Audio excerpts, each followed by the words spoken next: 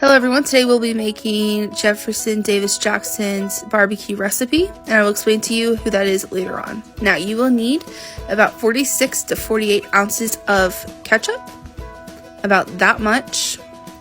Then you will add 1 quart of apple cider vinegar. Now it is very much a coastal or Carolina barbecue sauce. It is very vinegary. You can probably add a little bit less if you do not like that style of barbecue. Next, you will need 1/8 cup of salt, 1/3 cup of sugar. Please do not mix the two. Then you will use 1/3 cup of prepared mustard,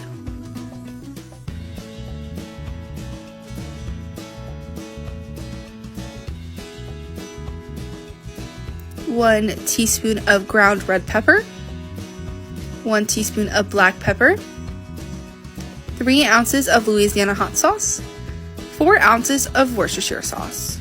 Once the ingredients are combined in a large pot, mix carefully. I would recommend using a whisk because this is not an effective method of mixing, but stir it frequently as it can quickly boil over because of the sugar in the barbecue sauce. When you can no longer stir down the boil, turn it off.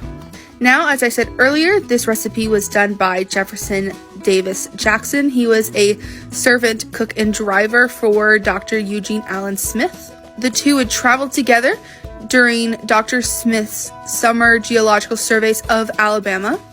We believe that Jackson's handwriting is actually on many of Dr. Smith's specimen jars.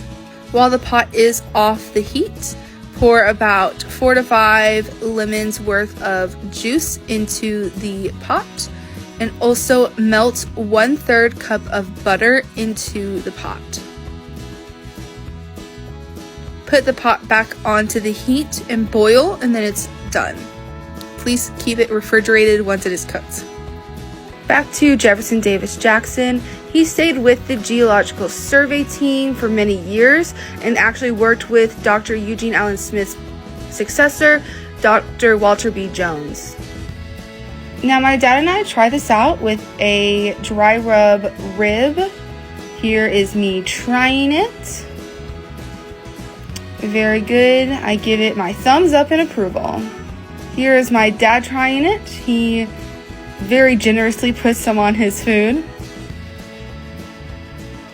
And here's his stamp of approval. When it was not summer, Jackson served as a custodian in Smith Hall. In 1956, he received a silver plate for 60 years of service. Jackson died at the age of 94 in 1971.